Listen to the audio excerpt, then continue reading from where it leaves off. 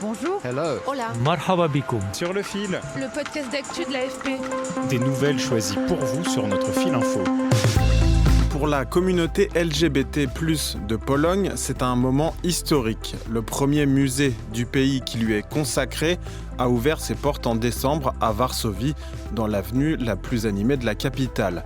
Tout un symbole car ce musée est inauguré un an après la victoire de la coalition de partis démocrates qui a chassé la formation populiste Droit et Justice au pouvoir depuis 2015.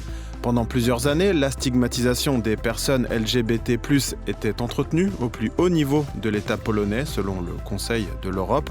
Mais cette nouvelle visibilité ne doit pas cacher les difficultés.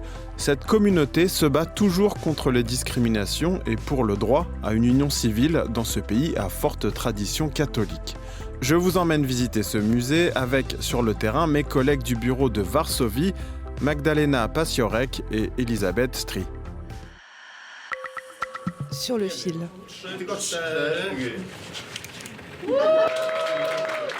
Bienvenue au Queer Museum de Varsovie, niché entre un restaurant de kebab et une boutique de vêtements d'occasion. Le lieu est presque austère, sa devanture ressemble même à un bureau. Créé par l'ONG de défense des droits Lambda, le musée ambitionne de retracer l'histoire des personnes LGBT+ en Pologne depuis le XVIe siècle.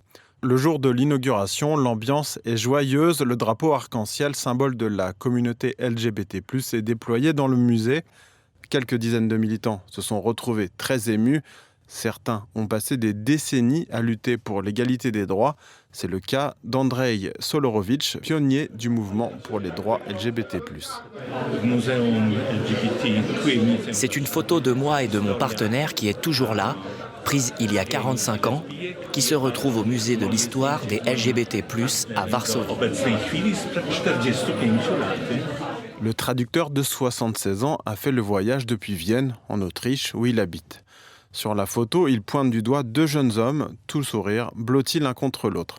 Pour Andrzej, qui a lancé le premier bulletin d'information polonais pour les personnes homosexuelles en 1983, ce musée permet de mettre à jour les difficultés par lesquelles la communauté a dû passer pour arriver à l'ouverture de cet établissement. Heureusement, je peux dire que je n'ai jamais subi de répression terrible, ce dont je suis très heureux. Et je pense que le fait d'être un homosexuel heureux et très positif m'a incité à vouloir que tout le monde soit comme ça. C'est pourquoi j'ai fait tout cela, en me convainquant que cela en valait la peine.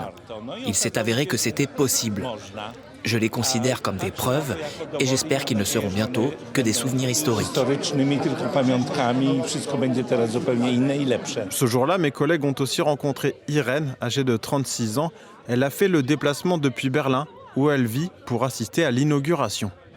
Il est absolument crucial d'avoir un musée LGBT+, et un lieu de recherche. Parce que s'il n'y a pas de point de référence dans l'histoire, il est difficile d'envisager un avenir LGBT+.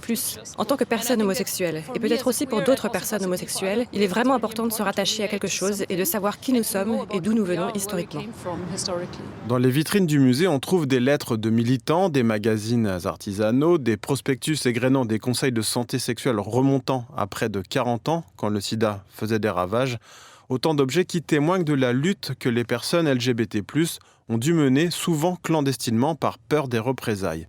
Une peur encore bien présente dans ce pays où 72% des personnes LGBT+ n'osent prendre la main de leurs partenaires en public. Écoutez, Krzysztof Klizinski, c'est le directeur du musée.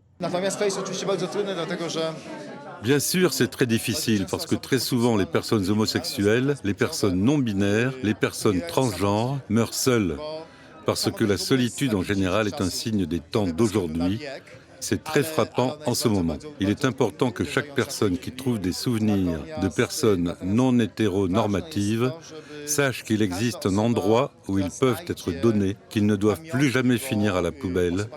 C'est aussi pour cela que ce musée a été créé. Mais derrière l'euphorie de l'ouverture du musée, personne n'oublie que des combats essentiels restent à mener, notamment pour le droit au mariage ou à l'union civile de deux personnes de même sexe. Quand le PiS, le Parti conservateur Droit et Justice, était au pouvoir, la communauté LGBT+ a vécu des années de stigmatisation. Des villes avaient même instauré des zones anti-LGBT+, et les marches des fiertés ou les Gay Pride étaient souvent attaquées par des militants d'extrême droite.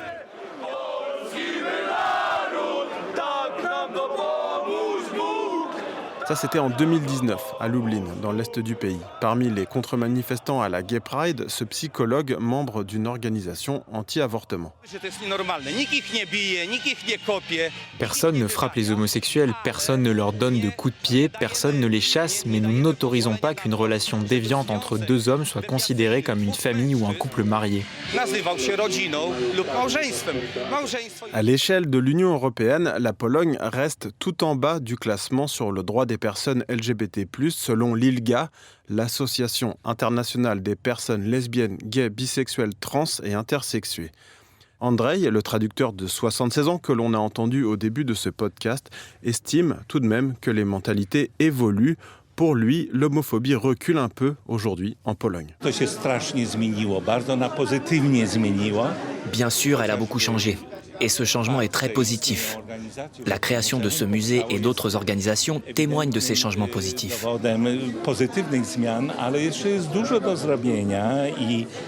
Mais il reste encore beaucoup à faire et les personnes qui vivent ici pourront certainement raconter de nombreuses autres histoires tristes.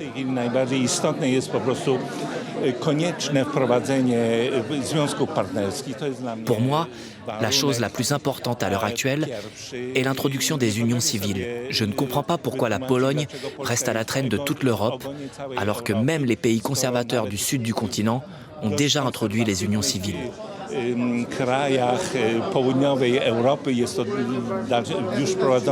La Cour européenne des droits de l'homme a condamné en décembre 2023 la Pologne pour l'absence d'un cadre juridique qui reconnaît et protège les couples de même sexe. Plus récemment, en novembre 2024, un expert des Nations Unies a exhorté le pays à modifier ses lois afin de protéger les personnes LGBT+, contre la discrimination et à légiférer en faveur de l'union ou du mariage pour les personnes de même sexe. Depuis janvier, Varsovie a pris la présidence tournante du Conseil de l'Europe. Andrei et les autres espèrent que cela encouragera les autorités à aller plus loin. Merci d'avoir écouté cet épisode préparé par Emmanuel Bayon. Si vous aimez notre podcast, n'hésitez pas à vous abonner. Je suis Maxime Mamet. Sur le fil revient demain.